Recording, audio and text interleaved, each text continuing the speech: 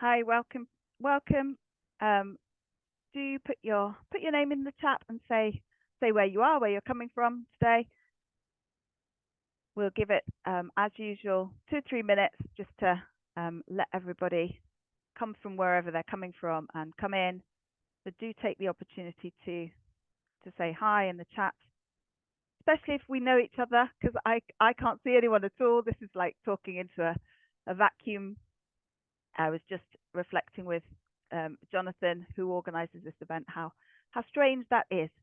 But I think it's actually an amazing feat of organisation, and what a rich set of sessions there have been so far. And we're only nearing the end of day two rather, and we've got another day ahead. So I hope everybody that's here today and maybe was here yesterday as well is having a fantastic time. Remember, you can get all of the sessions on catch up as well. So I think there's almost enough professional development here for a whole career. Let me just check in with the chat. Oh, Colchester, are you only about an hour down the road from me, Marcia? Oh, and Ollie, I saw you before. um, Hugs and chocolate from Belgium. Yeah, brilliant. Amersham, Leicestershire. Oh, Eastbourne. Lovely. I hope it's been sunny for you on the coast. We had somebody that was also on the coast. I don't know which one, South Coast maybe before, and said it was sunny. Oh, not really sunny. Sorry. And now actually it's getting dark, isn't it? So it wouldn't really matter so much how sunny it was. Hi, Fiona. Bedfordshire, that's really near. Oh, we've got quite a lot of near people coming into this session. Brilliant. Okay, one more minute and we'll get going. Keep on your way in, keep telling us who you are and where you're from, and then we'll make a start. I will talk a bit louder. I know that my headset is not the most amazing. There is a reason for using it. It's actually sometimes my raw audio mic just suddenly cuts out for no reason, and there would be no way of you telling me except in the chat, which I won't have my eye on during the time that I'm talking. So I thought it was better to have at least a reliable source of audio all the way through the presentation, even though it might be a little bit quiet. So if it's a bit quiet for you, I imagine it's quiet for everybody. As I start presenting, I'll just up my volume a little bit. Hopefully you won't have to turn me down, but I hope you will be able to hear me clearly. Oh, and Switzerland and Luxembourg, that's nice too. Fantastic. Okay, right. So I think we'll get started. Oh, there are still people coming in. Well, Jonathan, I can hear Jonathan in my ear just saying, give it one more minute. Just when you think you should start, give it one more minute. Let's let people in. Julie, I think we've met in North Lancashire. I think we must have done. Ooh. Munich, lovely. Oh, it's giving me travel envy. Not necessarily. Yeah. Yes. I had you pegged as the phonics nut, Julie. I've met you at a number of conferences. Yeah, when I said travel envy, I'm thinking more about Switzerland and Spain and Munich and Luxembourg. Not so much thinking about Streatham, lovely though it is, or Epping or London. But you just have to hear the names of places and you want to go there. Jersey, haven't been to Jersey for a good few years. Right. Okay, I am going to make a start now, and everyone else can come in. Welcome to this session, everyone. And I'm going to bring 5 sort of main ideas And these ideas are the ones that, on reflection, have had the most impact on me in the last 30 years, and on the departments that I've worked in. And so those ideas are, as you can see on the screen, they have nothing particularly to do with the animals. There was just a sort of big five and a big five connection. But we're going to consider phonics, word frequency, memory, explicit grammar, and spontaneous talk. And for each of the ideas, I'm going to give a very brief overview in the format of what does this involve, what is the outcome, and then an example or two of what that looks like in practice in the classroom. So it has some structure, this talk. Let's make a start. Okay, so phonics first of all. Teaching explicit phonics in my school, which we did from 2003. So we've got 20 years now behind us in terms of teaching it, was without a shadow of a doubt pivotal in turning around pupil motivation and pupil outcomes. It wasn't an overnight fix, and it wasn't the only thing we did, but it was transformative. We went from the second worst performing department in our school, other departments being geography, history, maths, English, to one of the best performing. And more importantly, and that was in an outstanding school, and more importantly, we've retained those gains over time, and even more importantly, in the current climate, with 90% of students taking a language to GCSE level.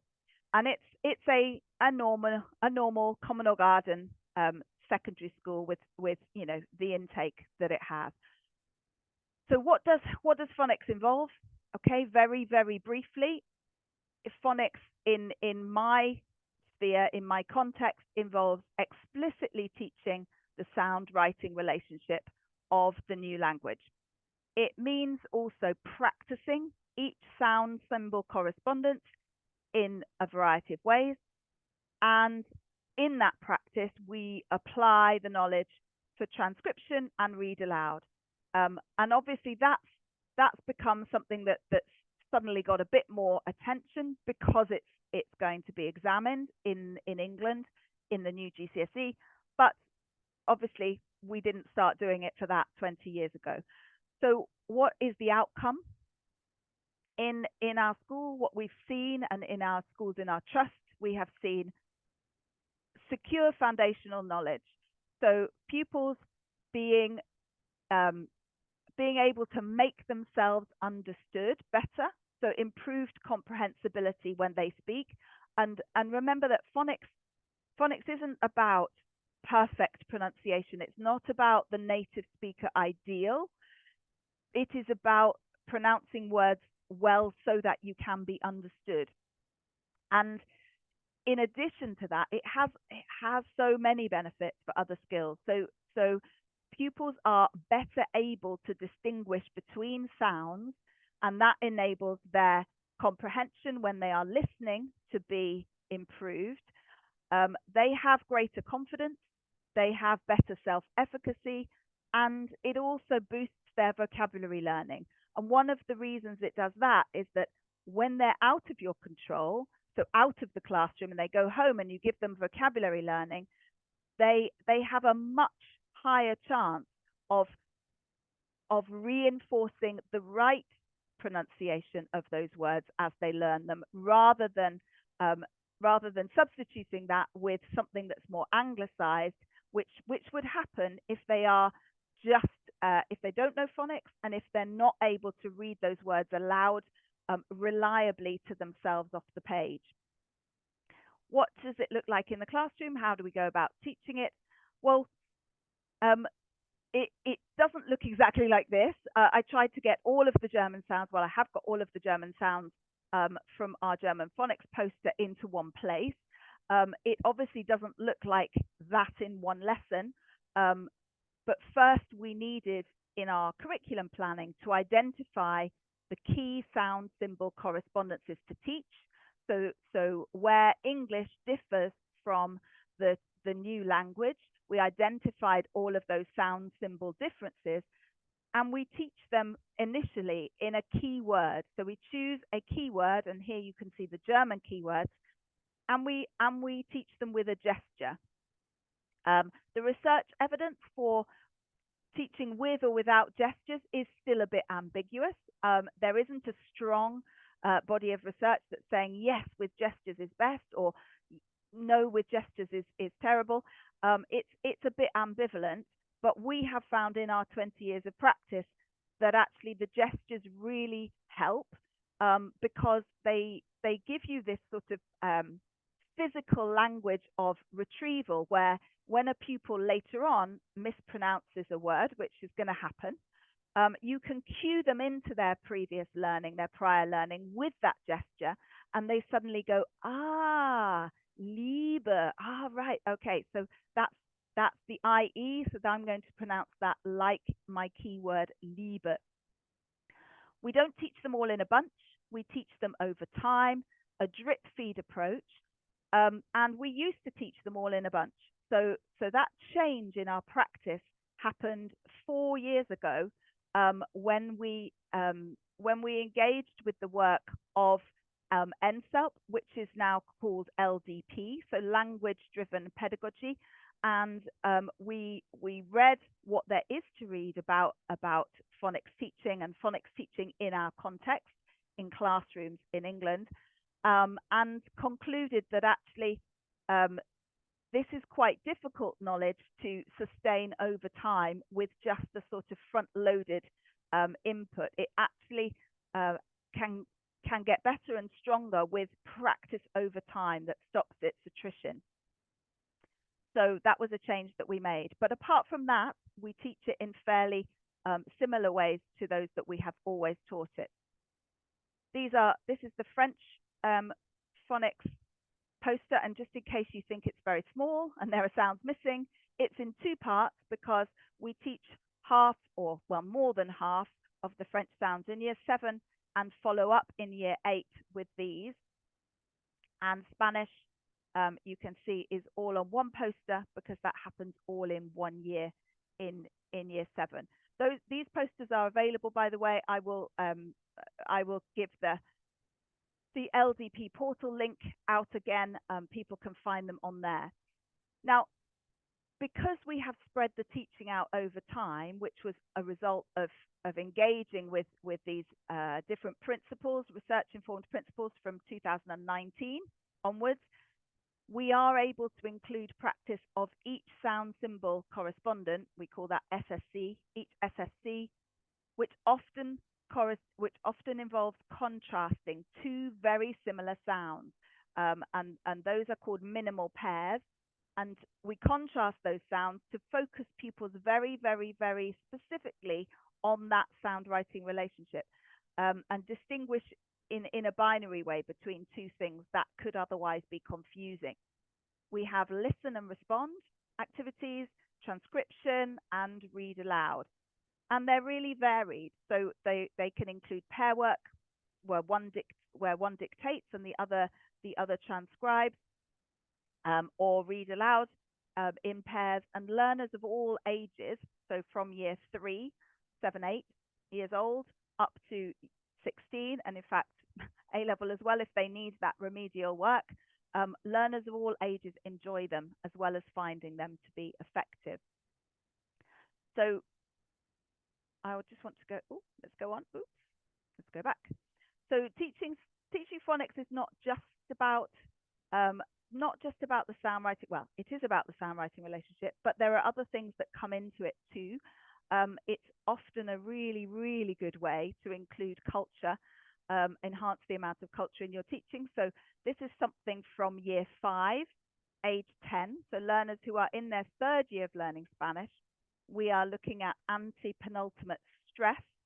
Sounds very technical, but with a lovely focus on Hispanic surnames. So we start with this short explanation about what antepenultimate stress means, and we give 2 examples, and we also then go into information sharing about why these 2 people have 2 surnames. We then check for immediate understanding. So we ask, what is Jorge's mother's surname? And that is Cordova. And so now we test the antepenultimate stress understanding. Which name does not have third last syllable stress out of all of these surnames?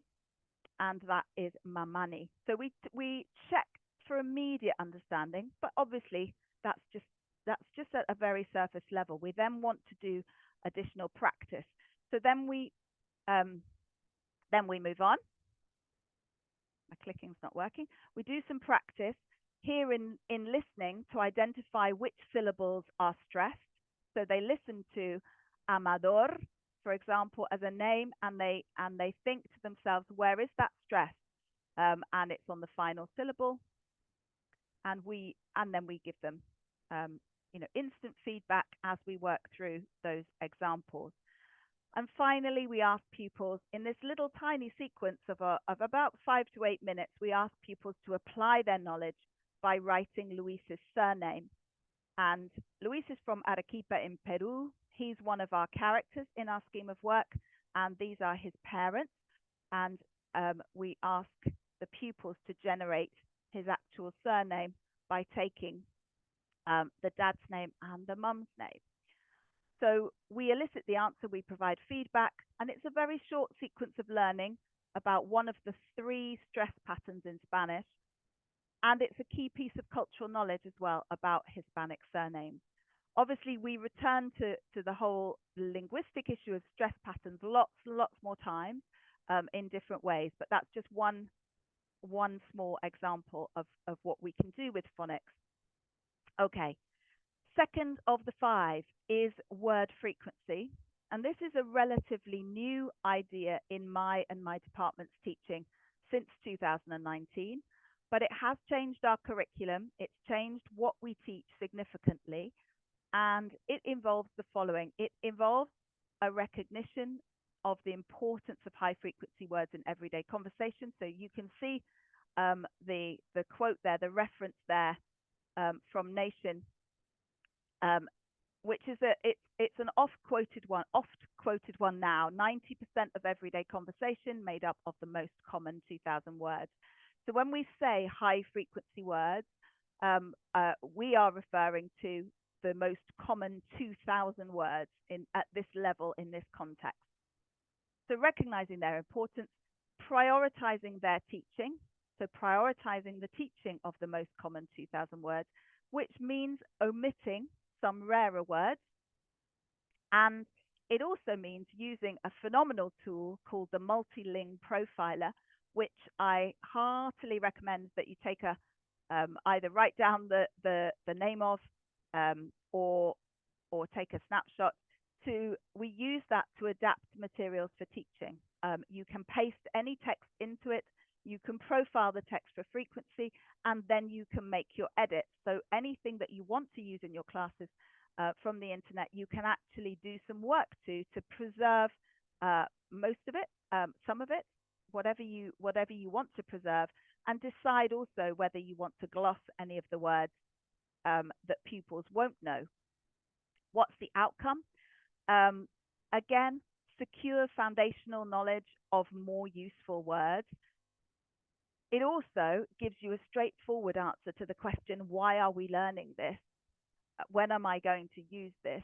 Because when your teaching is based on very high frequency words and you explain that to pupils, they're quite interested, actually. They're quite interested to know that the words they are learning are the words that are most used out there in countries where that language is used on an everyday basis.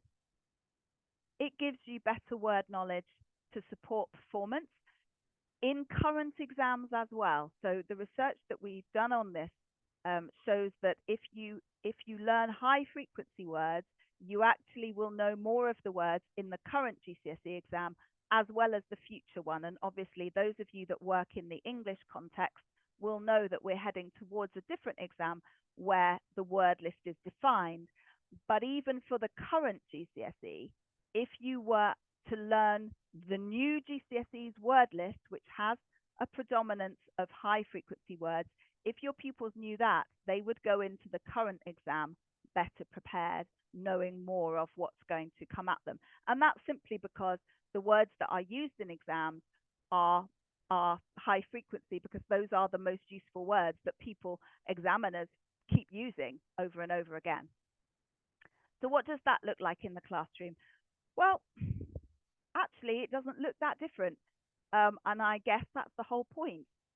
This text conforms to the parameters of the new GCSE, the new frequency informed word list, where we've got a defined word list. But it looks really similar to me to any foundation higher crossover GCSE text about holidays. And yet we can have the confidence that comes from knowing what language it's made up of, and that it is made up of language from the new GCSE. Again, for any teachers who don't teach in England, the GCSE is the National Foreign Languages Exam for 16-year-olds, which they take after 400 to 450 hours of study, so not very long. But to arrive at this point where we know what we're teaching and we know the content of the text that we're using in our classrooms, we use the Multilingua Profiler, which is free to any teacher to use for educational purposes in their classrooms. It's only not free for anyone who's seeking a commercial use of it. So I highly recommend you search up the Multilingua Profiler and try it out for yourselves. And obviously, the big difference is not in what the pupils experience, but it's in terms of the words that we choose to teach and practice in our curriculum, both in terms of how many overall words we choose to put in and which words. That's the big difference that has happened in the last few years, and is a result of engaging with this idea of word frequency, which was a really new idea before 2019 to us in this context. It obviously wasn't a new idea to researchers. Okay, so memory. Now, this is a long-standing one for me. I've long been preoccupied with how we help our students remember words better for longer. And by better, I mean at a deeper level. So not just recognizing that they've seen the word before, or even recognizing its meaning, but the ability to retrieve it readily, either in comprehension when they listen and read, or in production when they speak or write. And in the 2000s, in my department, we worked a lot on classroom activities to improve retrieval and recall, and we still do all of those. However, what we then took on board more recently was the fact that classroom activities are not in and of themselves enough for a significant proportion of our middle to lower attaining students. So the language-driven curriculum principles give us something else. They give us a new perspective on memory, and that is in the form of practice schedules. And these are based on a cycle of 0, 3, 9 weeks. So they revisit words that have been taught in week 0. They revisit them 3 weeks later in the 4th week, and 9 weeks later in the 10th week after introduction. And as you move through the years of the curriculum, the schedules obviously expand, so that in the second year, which for us is year 8 in secondary school, all words from year 1, i.e. year 7, are revisited, as well as all the new words that are taught. And then in the third year, all words from year 1 and 2 are revisited as well. So this journey for us involved us realizing that these classroom activities are just part of the story when it comes to retention. They're great, but they're not everything, and they don't do it all. And that by planning out these expanding practice schedules over time, that recycles the words, that helps pupils revisit the words, and we don't lose track of any along the way. Obviously, that's so much more important now that we've got a defined word list to work to. And the way in which we practice retrieval, there are lots of different activities, but there is an emphasis in what we do on practicing retrieval from memory, because this is an activity in itself that builds stronger memories. It's not a testing activity, it's a learning activity, retrieval practice. And this is obviously in line with Rosenshine, with retrieval practice principles, the whole science of learning that's really commonplace discourse in our schools right now. And the very systematic, planned out, deliberate nature of our language curriculum is supported by research. And you can see here Nation again saying that hands down, deliberate learning, planned out learning beats incidental learning in this context any day of the week. You know, essentially far outstrips it in terms of the time taken to learn the words and the amount of words learned.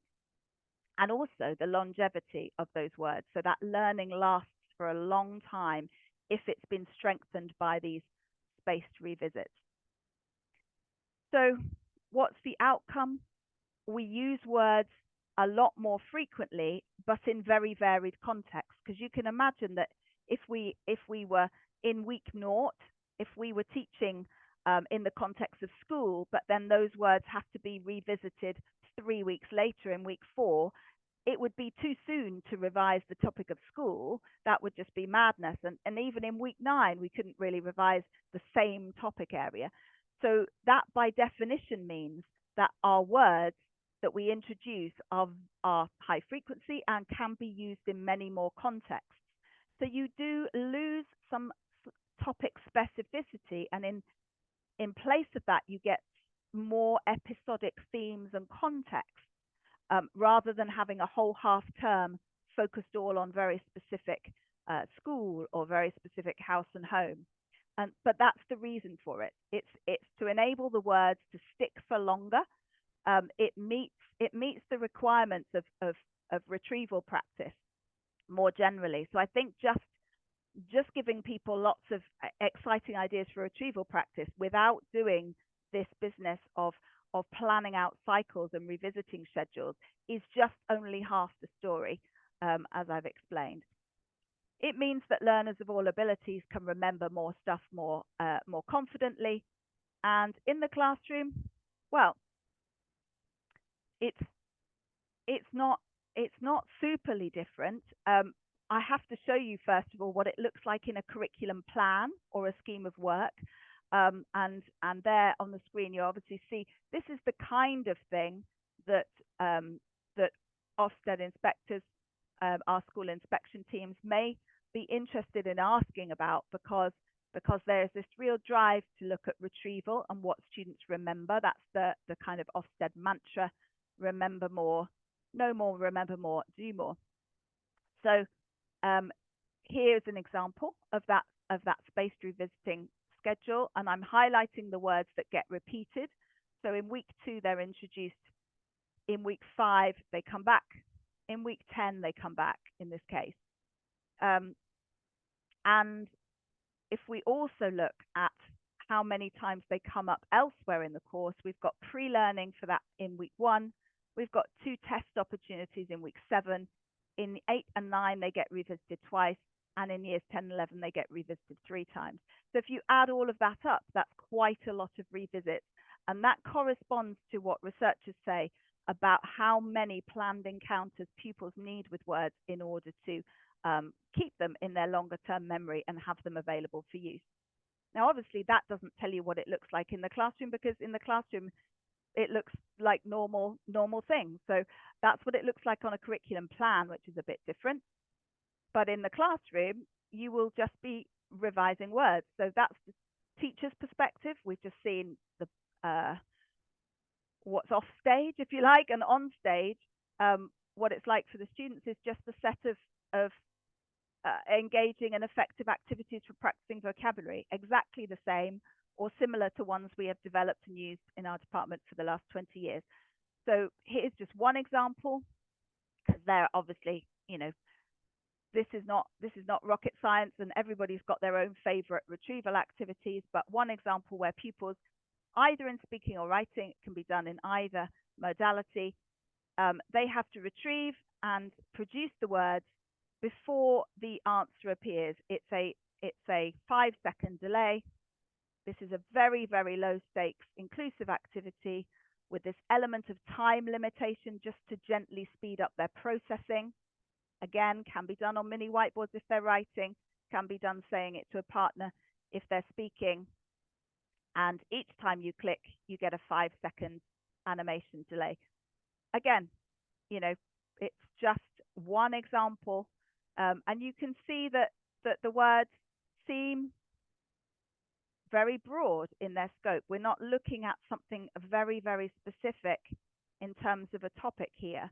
You can see that it's probably loosely to do with the context of school by the words arte and ciencias and estudiar and entiendo. But again, that's what I mean about bringing the words back time and time again without needing to repeat the topic itself. Okay, idea 4. Teaching grammar explicitly. So we have done this, and most departments do, I think, but we've done it since 2000 in my department. We've done it well since 2000 in my department. But since 2019, we have followed a few different principles for practice that are importantly different, that have come to us via LDP, language-driven pedagogy, via the important work of Professor Emma Marsden, amongst others. And there are more than 50 published studies that report the success of the approaches that informed this practice that I'm going to share with you now. So again, for us, what did that involve?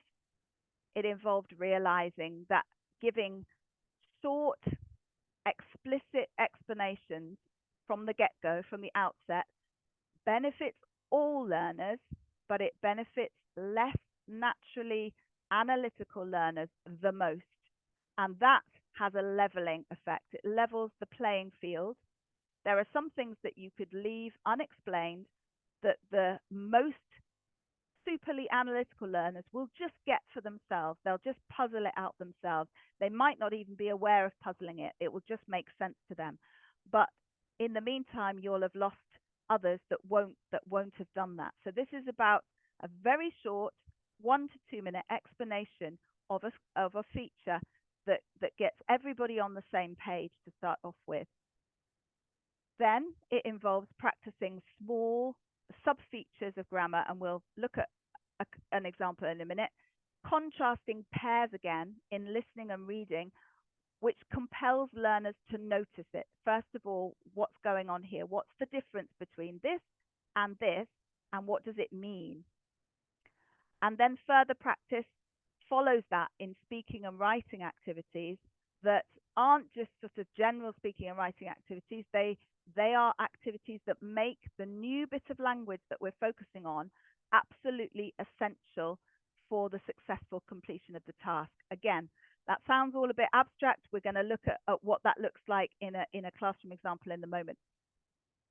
Outcome of this is that language is demystified, that pupils have answers to questions even before they think that there's a problem. We have worked out by a process of knowing what their misapprehensions are going to be, knowing what their issues are going to be. We obviously, front load something clarifying at the beginning of the learning. Learners then manipulate language for themselves from the beginning because they have the tools to do that. It makes learners of all abilities more confident. And let's have a look at a classroom example. This is from year 3. If I can just get my slide to move on. So we said so here's a typical sequence. Here's just one example. This is from year 5. It's a short explanation first of 2 parts of the irregular verb ir, which means to go. And we present this as simply as we can. We present the infinitive of the verb ir, and then we tell them how to say 2 parts of it. So to say I go, use voy. And we give an example, voy con mamá, using words that they already know. And we ask them to tell us what that means. I go with mum. And then we introduce the contrastive pair, which is going to be the he-she form, and we introduce that as va, he-she. We give an example, va con una amiga, and we elicit the English for that. He or she goes with a female friend. So that's the explanation. It takes less than, well, it's taken me less than a minute. We'd probably stretch to the full 2 minutes in a class. And Kike is one of our characters that pupils are familiar with. So Kike goes with a friend. And then we immediately follow that by an input practice activity.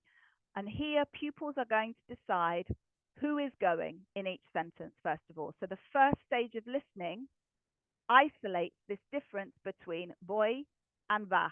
That's the only thing. So we're managing the cognitive load here so that all pupils are just focusing on the difference between these two things. The second listening then requires pupils to note additional information. And in this case, as they're writing that down as información extra, they are writing that down in Spanish. And then a final step requires them to reflect on what they've understood and to give a summary of the meanings in English. But if I just give you one example. Ejemplo. Voy en marzo. So first of all, we've got voy. That's what the pupils are focusing on. They need to identify ¿Quién es? who that is. Marca. They need to mark that with a tick. And it's Sofia because we heard boy, so we know that that's not va, that is voy, and so that means I go. The información extra was en marzo, which then they write down on the second time of listening. But first of all, we just focus on stage 1, and then we have stage 2 answers coming in. Okay, so let's move on from there. There is a further cycle here because there is a little bit extra that they need to know about for some of the places that we're going to be going to in this lesson. So obviously, they already know that a means to, but what they haven't done is the contraction of to the. And so this is introducing that. So they are now meeting voy again. Voy a Burgos. I go to Burgos. But how do we say to the? Let's start with the easy one because they know to and they know the feminine. So voy a la playa. And then they obviously tell us what that means. Now here comes the trickier bit because now to mean to the in front of a masculine noun, we need to change the a, el into al.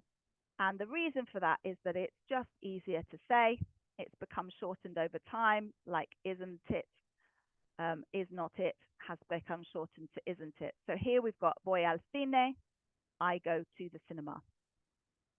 And then our next activity, which is a reading one to give them a little bit more time. Poor Sofia, she's describing the viaje that she is going on with Luis, but she has spilt her hot chocolate all over her diary and had un desastre con el chocolate. And now we need to decide whether it is al or ala. Now, for pupils to know this, they have to know all of this vocabulary well. So these words norte, playa, ciudad, sur, costa, and campo are not new words to them. They have been met many times before so that they do know their gender. But they must now decide which it's going to be. And then obviously we look at that. But we've got more that we can bring out of this. Which phrase is this now? So we're going to understand not only these words, norte, playa, ciudad, sur, costa, campo, but we're also going to focus again on the difference between voy and va. So we're looking at our trip and we're identifying which sentence this is and also who's going there. Is it I or he? Is it Sofia talking I or he about Luis?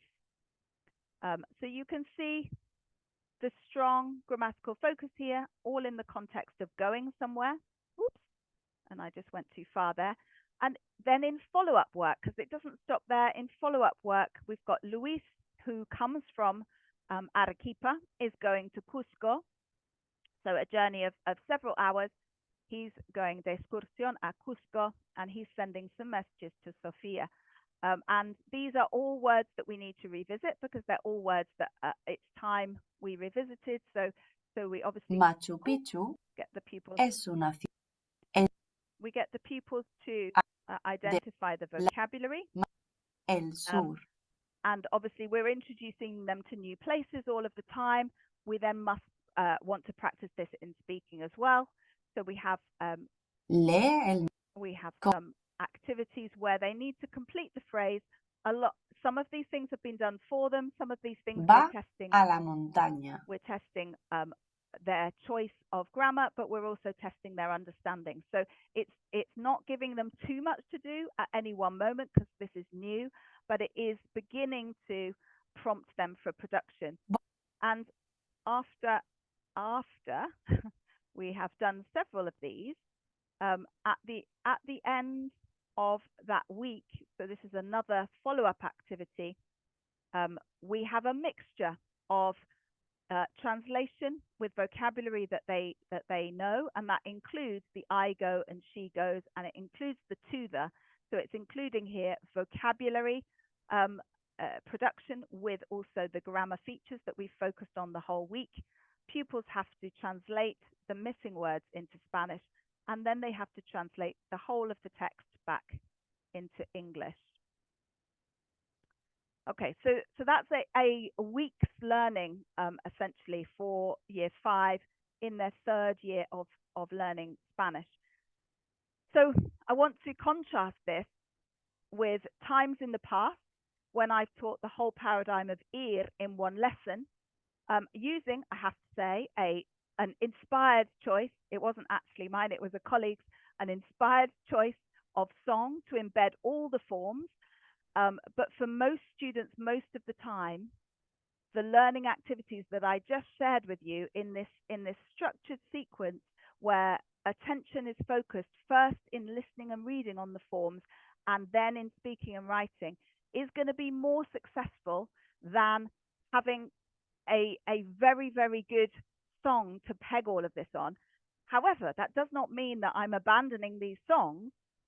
Once students have learnt all of ir in the present tense and done all of the parts over several weeks and months, because they will get to know them all, this song then provides a very, very valuable revisiting opportunity.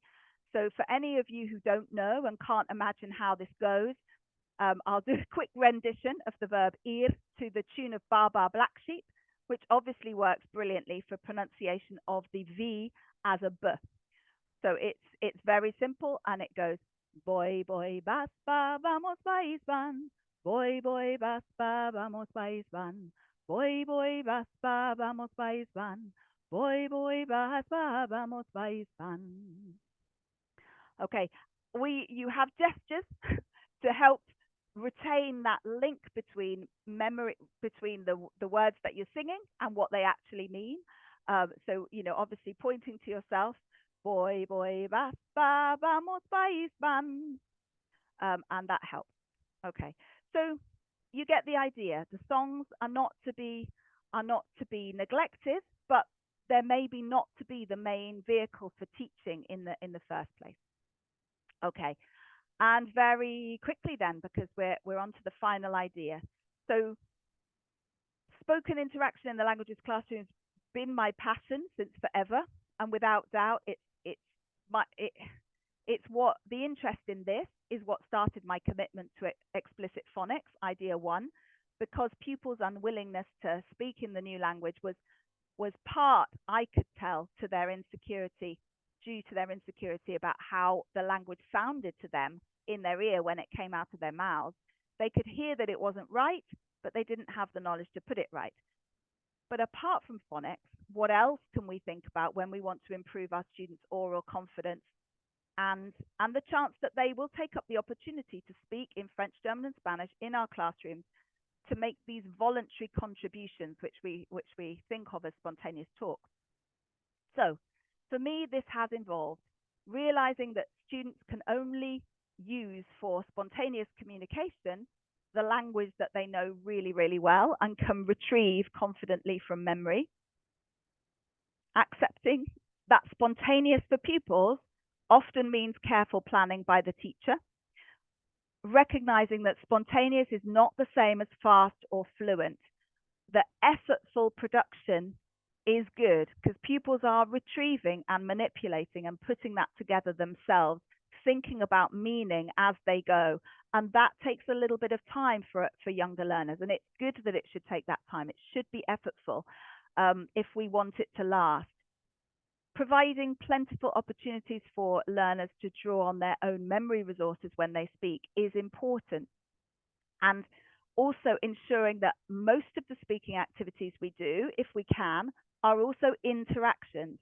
So they are both speaking and listening at the same time. They make our pupils listen to understand in order to be able to reply. So that's quite a lot of stuff. But what's the outcome of that? Well, pupils can build their own sentences from individual words in week 1.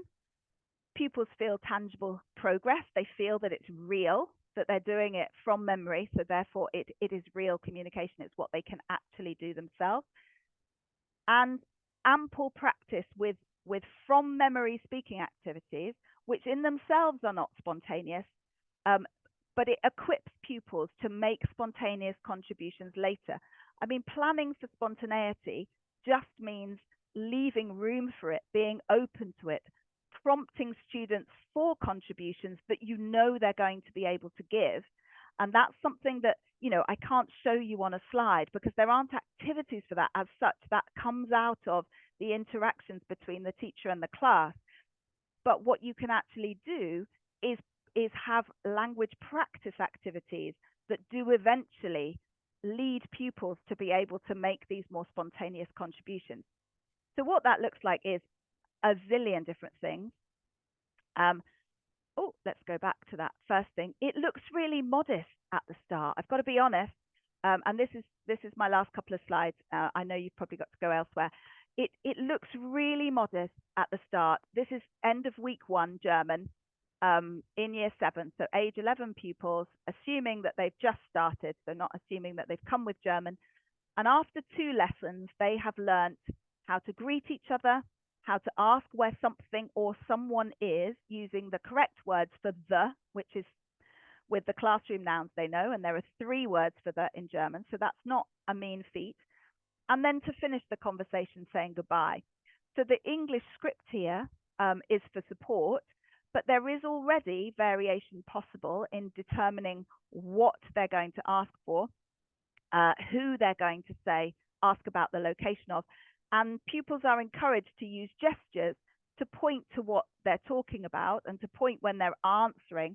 And this is a fairly natural response anyway. When the objects of conversation are in sight, a pupil is likely to say, if you say, "Where's the exercise book?" the pupil is likely, "Wo ist das Heft?" Das Heft is here, is likely to naturally want to indicate it with a gesture. And that, of course, ensures that the conversation includes this element of interactional contingency. So it's not an exciting conversation, perhaps, but this is week 1, and it's the seeds of something great because it's words that they can produce and put together without reading left to right on their notes or without referring to their notes. So I'm a strong advocate of that as the sowing the seeds of spontaneity later.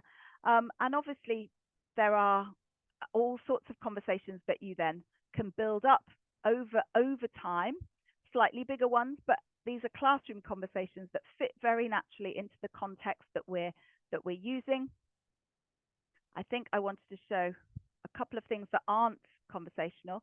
So from then on, as more and more language is taught, there are just hundreds of different activities that will work to support pupils on this journey towards independent speaking. And they can be scaffolded. So this is scaffolded, but the key is that we have to give them extensive practice in speaking that doesn't involve providing them with all of the target language written down so that they are simply reading from left to right through a set of options where all the grammatical decisions are made for them. Because for me, that is lightening the cognitive load, but it's a misdirected lightening of the cognitive load. It takes away the good difficulty, the desirable difficulty that leads to this knowing more, remembering more, and being able to do more. And I think whatever we do with speaking, we just need to ask ourselves 3 crucial questions.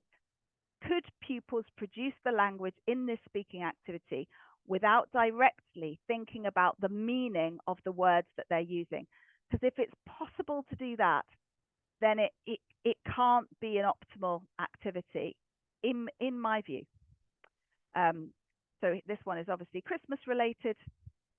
And oh, the second thing about speaking, I said there were three things, is that it's also ideally listening. So another criterion for any paired speaking activity is that there really should be an information gap.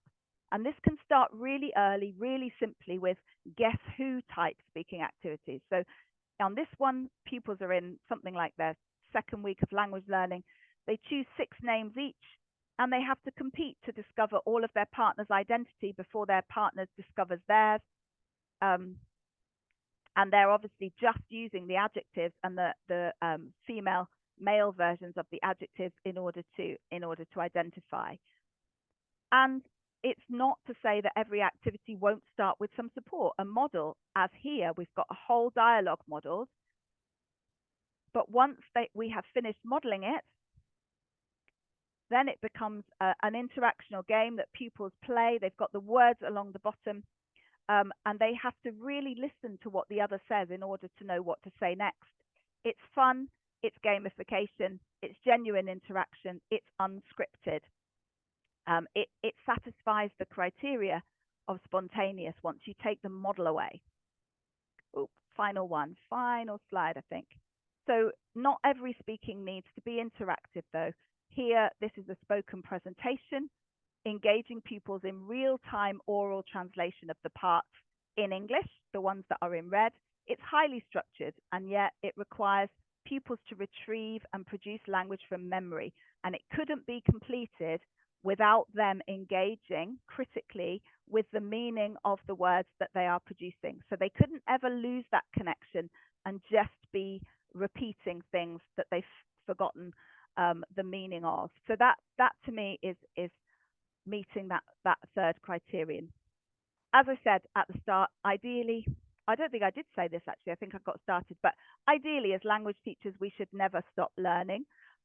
These are some of the ideas that have had most impact on me in the last 30 years, but have seen real growth and development in the past 5 years. So let's see how these and other ideas can develop over the next 30. Thank you very much indeed for listening, those of you that are still with me. Apologies for running over. I did secretly know that Jonathan was not going to cut me off. So I hope that's been useful. If you want to rush off, of course do. If you want to ask any questions, of course do. Thank you very much for being with me this afternoon. Great. I remember my own German lesson in 1964. I've just seen that in the chat, and this looks like a great improvement. Huge. Brilliant. Thanks, everyone. Happy to answer any questions or whatever. You have got my here's the resource portal if you want to track down any of those resources, or be in touch with me. You can be in touch with me via my website or on Twitter. We can be in touch.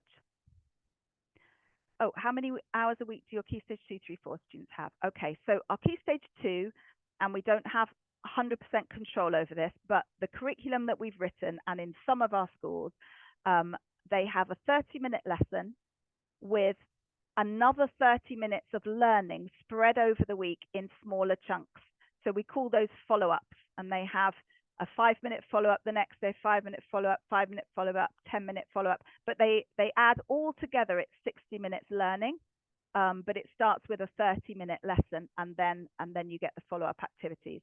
We do have schools that are just doing the lesson and making it sort of like 45 minutes and then not doing the follow-ups. It's not ideal, but that's how we've planned our curriculum, is for a 30-minute plus these different activities to follow up, because we know that's how learners learn best. Key Stage 3, if they're only doing one language, they have 4 50-minute periods per week. If they're doing 2 languages, they have 2 50-minute periods per week in both those languages. That's year 3. Key Stage, that's year 7, sorry. In year 8,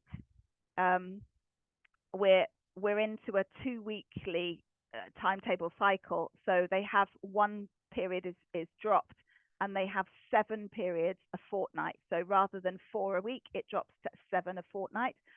And in Key Stage 4, in Year 9, it then drops to 3 periods a week. So that's, again, 1 period down, so 6 a fortnight. So it goes 8, 7, 6 per fortnight. And in Key Stage 4, they have 5 lots of 50-minute lessons over a fortnight, which represents 2.5 hours, which is that's the minimum that they should have for a Key Stage 4 course, for a GCSE course in this country.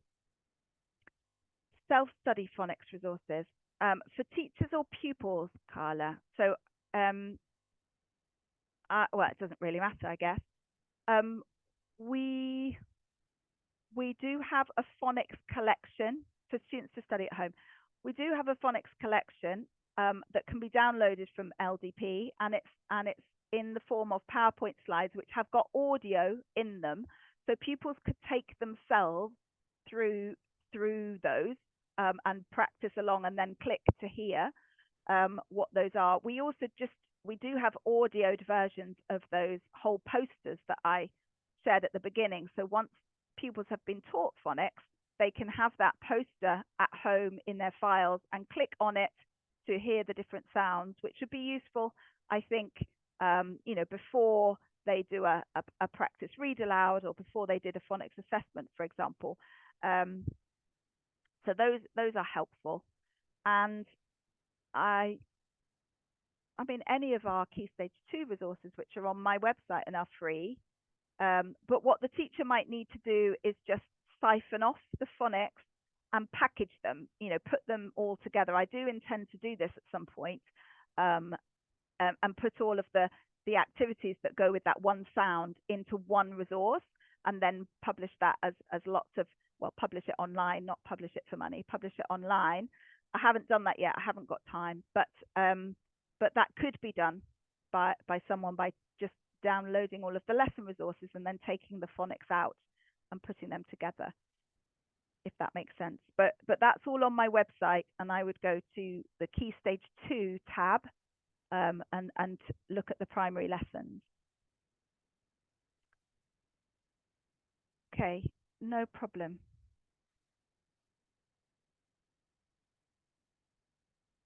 Thanks, everyone. I won't stay on if there's no one else with any questions. Lovely to see you all. Let me just make it stop sharing. There we go. Stop sharing. Oh, that's better. Right. Have a lovely rest of the conference, everyone. Hope you have a great time. If you've been online all day, you probably feel a little bit at this stage in the afternoon. Brilliant. Thanks ever so much. I will just find a way of getting out of here. It's hard to know how to leave, isn't it? Right. Bye, everybody. Bye-bye.